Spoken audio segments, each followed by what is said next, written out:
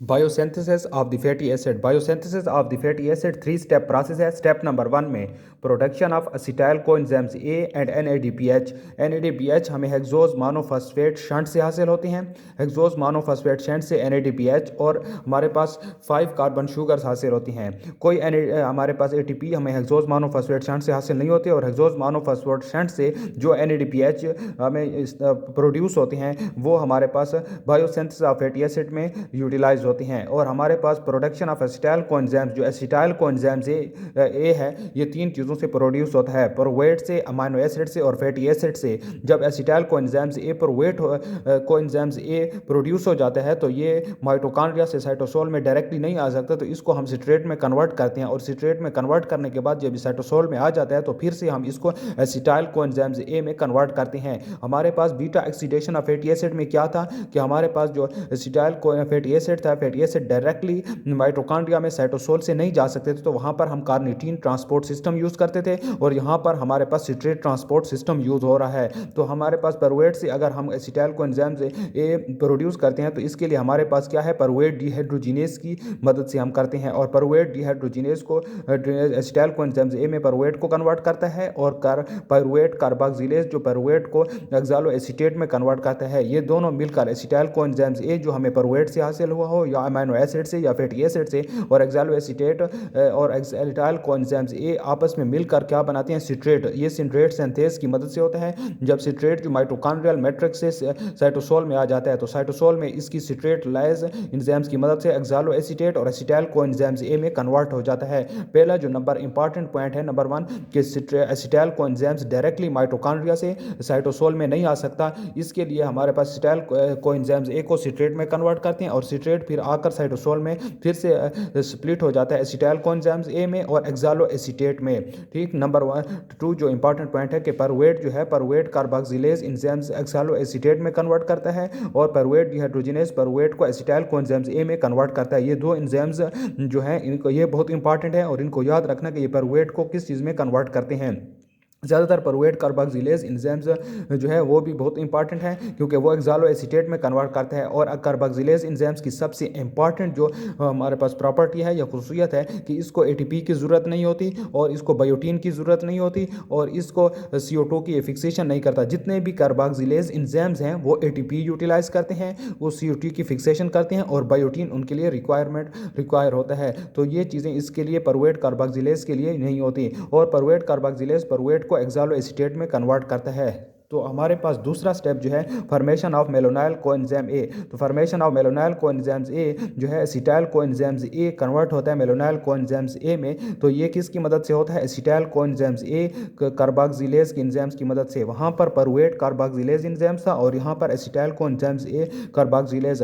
तो हमें आपको याद होना चाहिए कि परवेट कार्बोक्सिलेज एंजाइम्स परवेट को ऑक्सैलो एसीटेट में कन्वर्ट करते हैं और acetyl coenzymes A carboxylase acetyl coenzymes ए को मेलोनाइल कोएंजाइम्स ए में कन्वर्ट करता है। इसको ATP की ज़रूरत होती है, ATP CO2 की फिक्सेशन करते हैं और बायोटीन की भी ज़रूरत होती है, लेकिन परवेट कार्बोक्सिलेज को इन चीज़ों की ज़रूरत नहीं होती। ये इंपॉर्टेंट स्टेप है और ये दो एंजाइम्स हैं जो बहुत ही इंपॉर्टेंट है और इनको याद रखना। और दूसरा यह है कि एसिटाइल कोएंजाइम्स ए को माइटोकॉन्ड्रिया से डायरेक्टली बाहर नहीं आ सकता, बाहर आने के लिए साइटोसोल में एसिटाइल कोएंजाइम्स को सिट्रेट में कन्वर्ट करते हैं, जिसको हम सिट्रेट ट्रांसपोर्ट सिस्टम भी कहते हैं, जो हमारे पास बायोसिंथेसिस ऑफ फैटी एसिड में यूज होता है। और हमारे पास beta oxidation of fatty acid में कार्निटीन ट्रांसपोर्ट सिस्टम यूज होता है। स्टेप नंबर 3 में reaction of fatty acid synthase complex. Reaction of fatty acid synthase complex. अब हमारे पास एसिटाइल कोएंजाइम्स ए साइटोसोल में आ गया तो एसिटाइल कोएंजाइम्स ए को हम एसिटाइल SACP में कन्वर्ट करते हैं। वो एसिटाइल कोएंजाइम ए ACP को ट्रांस एसिलाइज करता है, फिर हमारे पास एसिटाइल S एंजाइम्स में एसिटाइल SACP कन्वर्ट हो जाता है। मेलोनाइल कोएंजाइम्स ए जो हमारे पास एसिटाइल कोएंजाइम्स ए से मेलोनाइल कोएंजाइम ए कन्वर्ट हुआ था, acetyl coenzymes A malonyl coenzyme A में कन्वर्ट हुआ था, with the help of acetyl coenzymes A carboxylase से, तो वो एसिटाइल एस एंजाइम्स और मेलोनाइल कोएंजाइम्स मिलकर आपस में बनाते हैं एसाइल मेलोनाइल एंजाइम्स, जो मेलोनाइल कोएंजाइम एसीपी ट्रांसएसिलेज की मदद से बन जाता है। फिर हमारे पास एसाइल मेलोनाइल एंजाइम्स जो है वो बीटा कीटो असाइल एसीपी में कन्वर्ट हो जाता है, जो beta keto acyl ACP synthase की मदद से होता है।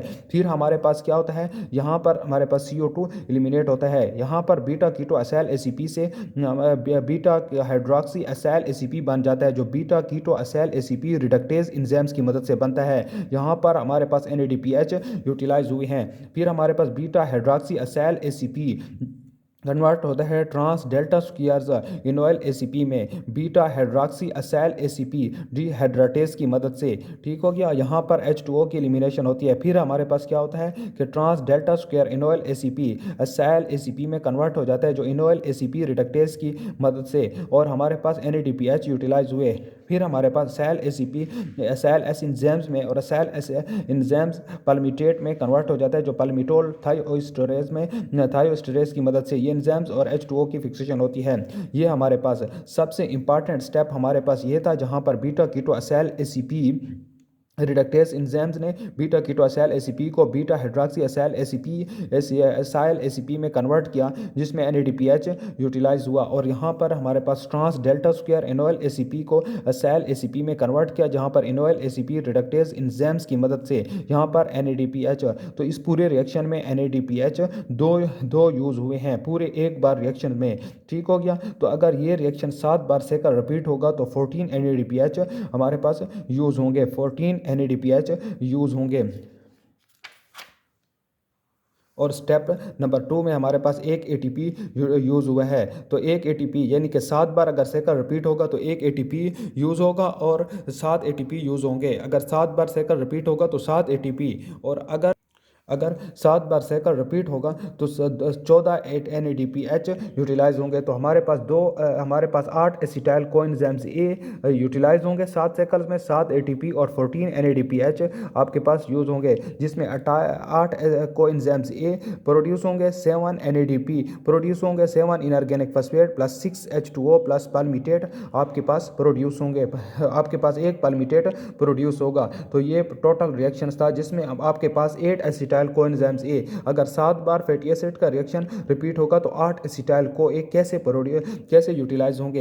एक एसिटाइल को ए तो स्टार्ट में ये हो गया, तो एक एसिटाइल को ए जो मेलोनाइल कोएंजाइम्स ए में कन्वर्ट हुआ था, तो इसलिए 8 एसिटाइल कोएंजाइम्स 7 बार, तो इस साइकिल में एक ये हो गया। 7 ATP आपके पास वो एसिटाइल को ए को मेलोनाइल कोएंजाइम्स ए में कन्वर्ट करने के लिए, और 14 NADPH जो एक NADP, तो एक साइकिल में 2 हैं, तो 7 में 14 NADPH हो जाएंगे।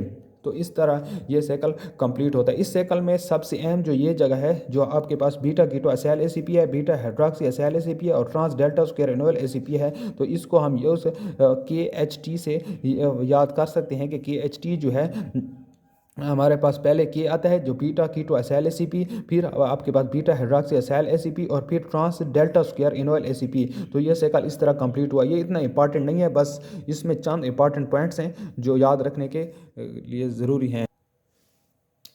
बायोसेंसेस ऑफ फैटी एसिड में सबसे इंपॉर्टेंट स्टेप ये है कि एसिटाइल कोएंजाइम्स को सिट्रेट में कन्वर्ट करते हैं, क्योंकि एसिटाइल कोएंजाइम्स डायरेक्टली माइटोकॉन्ड्रिया से साइटोसोल में नहीं आ सकता। ये बहुत इंपॉर्टेंट स्टेप है कि एसिटाइल कोएंजाइम्स को पहले सिट्रेट में कन्वर्ट करेंगे, सिट्रेट फिर साइटोसोल में आएगा। तो यानी कि सिट्रेट ट्रांसपोर्ट सिस्टम यहाँ पर यूज़ हुआ है, ये बहुत इंपॉर्टेंट स्टेप है। दूसरा हमारे पास यहाँ पर जो पेरुवेट कार्बोक्सिलेज एक्सालोएसीटेट में कन्वर्ट करता है, ये बहुत इंपॉर्टेंट स्टेप है। ठीक हो गया। फिर हमारे पास एसिटाइल कोएंजाइम्स ए को मेलोनाइल कोएंजाइम्स ए में कन्वर्ट करते हैं, तो acetyl coenzymes A carboxylase utilise हुआ है। तो इसमें कौन कौन सी चीज़ें रिक्वायर हुई हैं, तो ATP CO2 और बायोटीन, ये बहुत इंपॉर्टेंट स्टेप है। और इसका नेक्स्ट स्टेप जो सबसे इंपॉर्टेंट स्टेप है कि यहाँ पर beta keto acyl ACP reductase और इनोइल एसीपी रिडक्टेज, इन दो रिएक्शंस में कौन सी चीज़ यूज़ हुई है, NADPH2 यूज़ नहीं हुआ, NADPH यूज़ हुआ है। ये बहुत इंपॉर्टेंट है। और ये NADPH अगर 7 बार साइकिल रिपीट होगा तो 14 यूज़ होंगे, और अगर 7 बार साइकिल रिपीट होगा तो 8 एसिटाइल को ए यूज़ होंगे। ये बहुत इंपॉर्टेंट है कि कितने एसिटाइल को ए, तो 7 बार साइकिल रिपीट होगा तो 7 ये हो गए, और एक एसिटाइल को ए जो मेलोनाइल कोएंजाइम्स ए में, ये इसके बहुत इंपॉर्टेंट हैं। और beta biosynthesis of fatty acid में पल्मिटेट प्रोड्यूस होता है जो 16 कार्बन पे मुश्तमिल है, 16 कार्बन पे ये साइकिल था। इसके बाद हम पढ़ेंगे कंपैरिजन पढ़ेंगे कि हमारे पास बायोसिंथेसिस ऑफ फैटी एसिड और beta oxidation of fatty acid का कंपैरिजन क्या है, इसमें कौन सी चीज़ें हैं जो एक दूसरे से डिफरेंट हैं।